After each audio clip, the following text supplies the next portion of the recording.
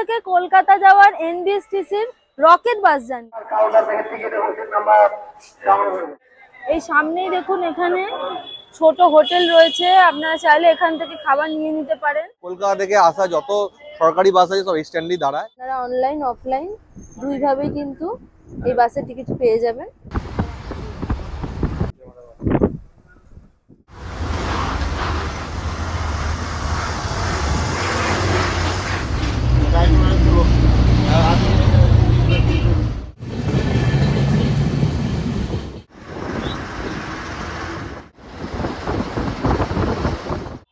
Welcome back to YouTube channel, welcome back to new blog. চলে এসেছি আমরা আজকে আরো একটা নিউ ভিডিও নিয়ে। আজকের ভিডিওটা হচ্ছে শিলিগুড়ি থেকে কলকাতা যাওয়ার এনবিএসটিসির রকেট বাস জার্নি। এর আগে আমার চ্যানেলে আরো একটি এনবিএসটিসির রকেট বাস জার্নি রয়েছে, সেটি হলো কলকাতা টু শিলিগুড়ি। আজ হচ্ছে শিলিগুড়ি থেকে কলকাতা। শিলিগুড়ি থেকে কলকাতা কিভাবে যায়, কখন গিয়ে আমরা পৌঁছাই এবং এই বাসের জার্নিটা আমাদের কেমন, কি কি সুবিধা কি কি অসুবিধা, কোথায় কোথায় দাঁড়ায়, সবকিছু আমি চেষ্টা করব আজকের ভিডিওতে আপনাদের সাথে শেয়ার করা। ভিডিওটা সম্পূর্ণ দেখার অনুরোধ রইল। তাহলে ভিডিওটা শুরু করা যায়। উত্তরবঙ্গ যাওয়ার ট্রেনের টিকিট পাওয়া মানে খুবই ভাগ্যের ব্যাপার। হঠাৎ করে আমাদের যাওয়ার প্ল্যান হয়, তখন আমরা কি করব? তাদের জন্য রয়েছে অপশন বাস।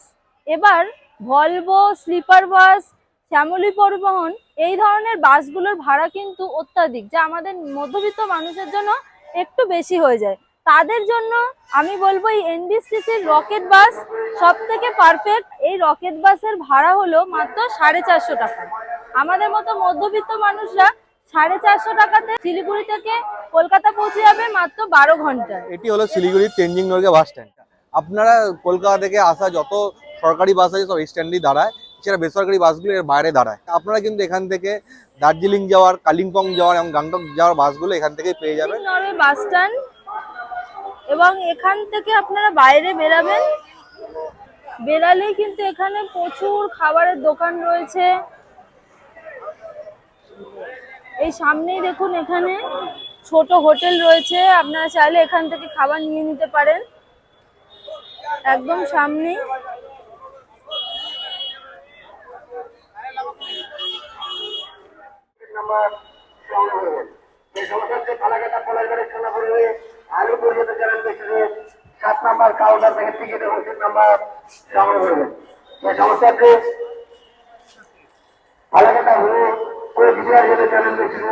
এখানে পানীয় জলের ব্যবস্থাও রয়েছে এবং ঠিক তার পাশেই রয়েছে ইনকোয়ারি অফিস।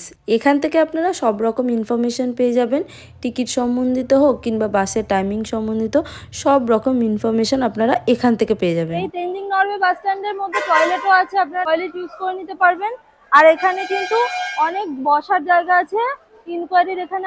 এখানে যদি সময় থাকে, মানে ওয়েটিং করতে হয়, তাহলে আপনারা এখানে বসে ওয়েট করেও নিতে পারবেন। আর ইনকোয়ারিতে কিছু জিজ্ঞাসা করার হলে জেনেও নিতে পারবেন।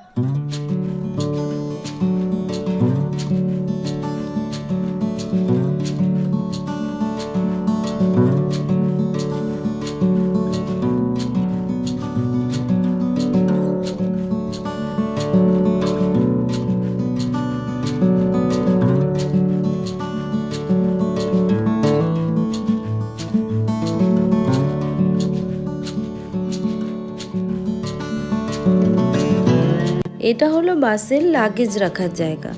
এখানে আমরা আমাদের লাগেজগুলো রেখে নিচ্ছিলাম। আর এর সাথে সাথে তোমাদেরকে দেখিয়ে দিই, দেখো এখানে আমরা একটা ট্রলি, একটা ব্যাগ ভালোভাবেই মোটামুটি রাখতে পেরেছি। এবারে দেখিয়ে দিই আমাদের সিটটা কেমন ছিল। তোমরা দেখতেই পাচ্ছ পুশ ব্যাক সিট ছিল, আর এটা ছিল ফুড স্ট্যান্ড, পা রাখার জায়গা। আর মোটামুটি কিন্তু অনেকটাই জায়গা ছিল পা রাখার। আর এটা ছিল বোতল রাখার জায়গা, এখানে ফোন রাখার, এটা কিন্তু ধরার জায়গা ছিল। আর সিটের সাইডের যে স্ট্যান্ড ছিল এটা কিন্তু টুইস্ট করা যায়, আর বোথ সাইডের স্ট্যান্ডই কিন্তু টুইস্ট করা যায়। তোমরা চাইলে উঠিয়ে বা নামিয়েও রাখতে পারো। আর পেছনে সিটটা ঠেললে পুশ ব্যাক হয়। এছাড়াও এই রকেট বাসে ছিল ইউএসবি চার্জিং পয়েন্ট, আপনারা চার্জ দিয়ে নিতে পারবেন নিজস্ব মোবাইলে। 5:30 বাজে। বাস আমাদের ছেড়ে দিল এক্স্যাক্ট রাইট টাইমে, একদম 5:30টায় বাস ছেড়ে দিয়েছে।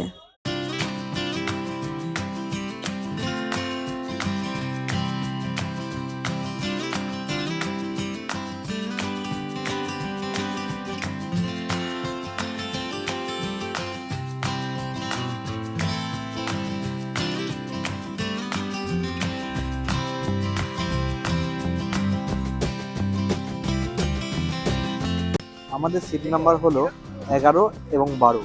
তো জানলার পাশে পড়েছে 12, ও বসেছে, আমি বসেছি এই পাশে। ওর বেশি হাওয়া দরকার, তাই জন্য জানলার পাশে বসেছে। আর আমাদের বাসের ভাড়া হলো 450 টাকা, যেটা আমরা অনলাইন কেটেছি। 486 টাকা পড়েছে, আমরা অনলাইন রেড বাস থেকে কেটেছি। আপনারা অনলাইন অফলাইন দুইভাবেই কিন্তু এই বাসের টিকিট পেয়ে যাবেন। তবে আমি বলবো অনলাইন কেটে নেওয়াটাই ভালো, কারণ আপনি নিশ্চিন্ত থাকবেন যে সিট পাবেন। লাইন থেকে কাটলে আপনার সুবিধা হচ্ছে আপনি যে মতন টিকিট বুক করতে পারবেন। হ্যাঁ, কোন সিটটা নেবেন তার গাড়ি টিকিট সামনে নেবেন, পিছনে নেবেন। আর হেল্পলাইন কাটলে আপনাকে ওরা ডিসকাউন্ট করবে, আপনাকে দেখে রাখতে পারবে। এই হচ্ছে ডিফারেন্স। অনলাইনে কিন্তু আমার মনে হয় অনলাইনে কাটাটা ভালো, আপনি বাড়িতে বসে যে সময় মতো 24 ঘন্টা যখন ইচ্ছা দেখতে পারবেন। বাস ছাড়ার প্রায় সঙ্গে সঙ্গেই প্রথম স্টপেজ আমাদের বাগডোগরা এয়ারপোর্টের সামনে এসে দাঁড়ালো। বাস ছেড়ে দেওয়ার কিছুক্ষণের মধ্যেই ওনারা এসে টিকিটটা চেক করে নিয়েছিল। বাস ছাড়ার সাথে সাথে খুব দ্রুত গতিতে বাসটা এগাচ্ছিল। এবার আমাদের দেখার পালা শিলিগুড়ি থেকে কলকাতার 13 ঘন্টার এই রকেট বাস জার্নি আমরা কতক্ষণে গিয়ে পূর্ণ করি। আকাশের এক কোণে এখন রঙের মেলা। দিন শেষে সেই রক্তিম আভাটা যখন আদিগন্ত মাঠ আর মেঠোপথ ছুঁয়ে যাচ্ছে, মনে হচ্ছে ঠিক যেন কোনো এক উপন্যাসের শেষ পাতাটা পড়ছি। বড় শান্ত, বড় স্নিগ্ধ। প্রকৃতির এই রূপের সামনে দাঁড়ালে আসলে শব্দরা ভীষণ কম পড়ে যায়।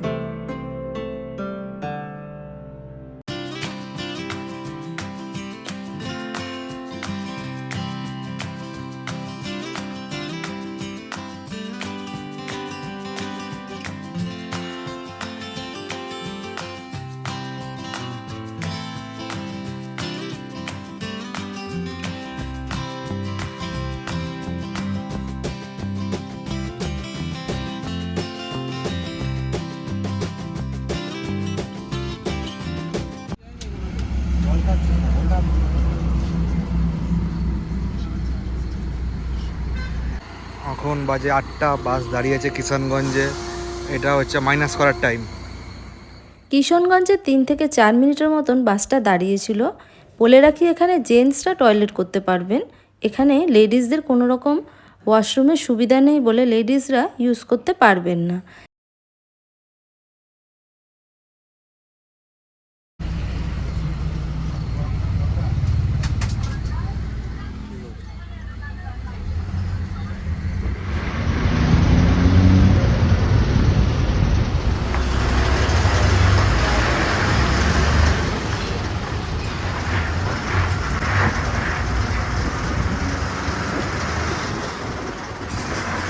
এই রাস্তাটি হলো পূর্ণিয়া মোড়।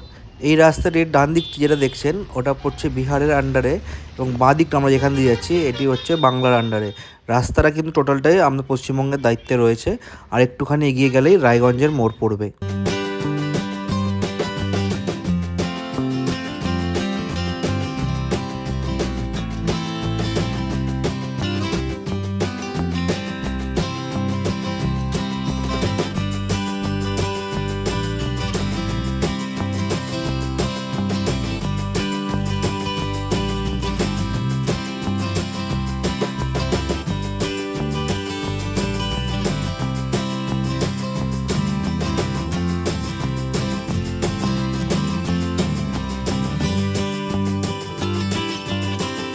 ঘড়িতে বাজে এখন 10:37। বাস এসে আমাদের পৌঁছালো মালদা। এখানে আমরা এখন খাওয়া দাওয়া করব। ছেলে এবং মেয়ে উভয়ই, এখানে টয়লেটও আছে, ইউজ করে নিতে পারবে। আগে যেখানে বাস দাঁড়িয়ে ছিল ওখানে শুধু ছেলেদের জন্য ছিল। বোথ এখানে ইউজ করে নিতে পারবে টয়লেট। সবকিছু সেরে খাওয়া দাওয়া করে আমাদেরকে তাড়াতাড়ি বাসে উঠে যেতে হবে। মালদার পর আমাদের বাস দাঁড়াবে আবার কৃষ্ণনগর। আর কৃষ্ণনগর ঢুকতে ঢুকতে প্রায় ভোর 4টে বেজে যাবে। তাই রাতের খাওয়া দাওয়াটা এখান থেকেই সেরে নেওয়া ভালো। আমার রাতের মেনুতে ছিল এক তড়কা আর প্লেন রুটি, আর ওর ছিল চিকেন কারি। ডিনার সারার পর দেখা হয়ে গেল এনার সাথে। বেশি ঝগড়া করিস? ওদের ভাষা নেই ঠিকই, কিন্তু ভালোবাসা বোঝাতে ওদের মতন কেউ পারে না। এই এক টুকরো বিস্কুট আমাদের কাছে কিন্তু খুব সামান্য, কিন্তু ওদের কাছে একটা বড় উপহার। তাই আমি এইটুকুই বলবো, be kind to every soul, help them and love them. এই বাসের রাইড কোয়ালিটির ব্যাপারে যদি কিছু বলতে হয় তাহলে বলবো বেশ ভালো। নো ডাউট ভলভোর মতো অত কমফোর্ট না হলেও, সাসপেনশন অত ভালো না হলেও, তাহলেও বলবো বেশ ভালো। এই বাসে আমার সেকেন্ড টাইম জার্নি, তাই আমার কোনো রকম টেনশন ছিল না যে কতটা কমফোর্টেবল হবে সেই ব্যাপারে।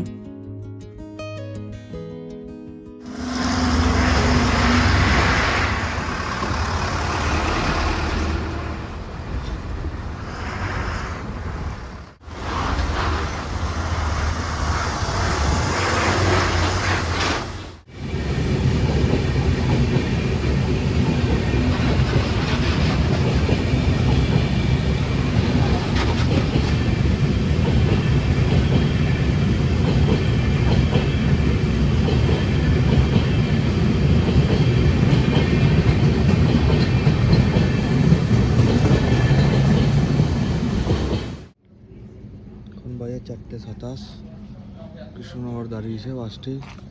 এরপর বলছে 6টার সময় নাকি কলকাতা নিয়ে যাবে। দেখা যাক 6টার সময় পৌঁছাতে পারি না, সকালবেলা দেখা হচ্ছে।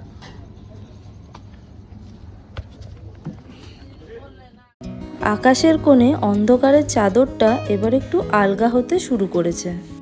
জানালার ধারে বসে এই রূপবদল দেখাটাও একটা নেশার মতন।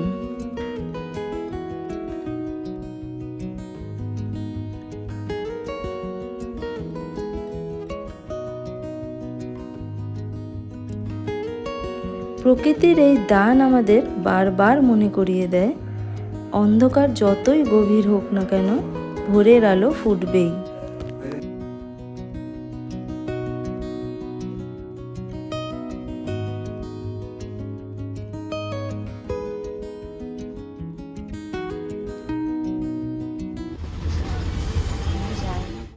আমাদের বাসটি এখন এয়ারপোর্ট হয়ে নিউ টাউনের দিকে এগোচ্ছে।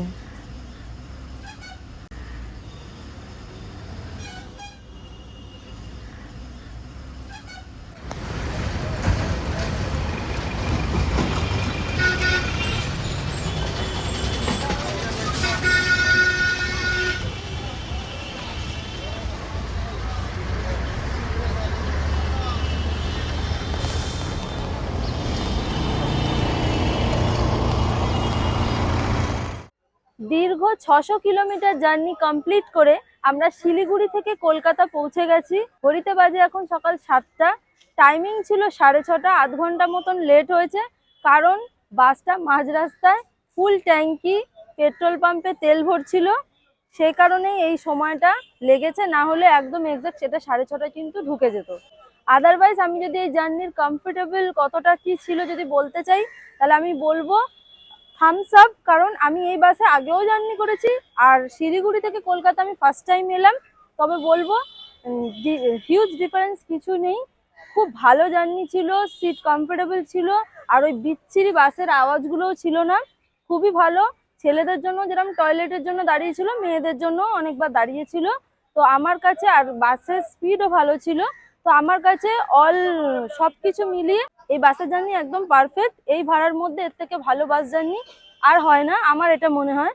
তো আপনারা চোখ বন্ধ করে নির্দ্বিধায় এই বাস বুকিং করতে পারেন, এই বাসে যাত্রা করতে পারেন। আজকের ভিডিও এখানেই সমাপ্ত করছি। ভিডিওটা ভালো লেগে থাকলে please do like, share and comment, and please subscribe to our YouTube channel. চ্যানেলটাকে সাবস্ক্রাইব করবেন যাতে নেক্সট ভিডিও দেখতে আপনাদের কোনো রকম অসুবিধা না হয়। তো চলো, ভিডিওটা এখানেই শেষ করছি, দেখা হচ্ছে আবার নেক্সট ব্লগে। ততক্ষণের জন্য সবাই ভালো থাকবে।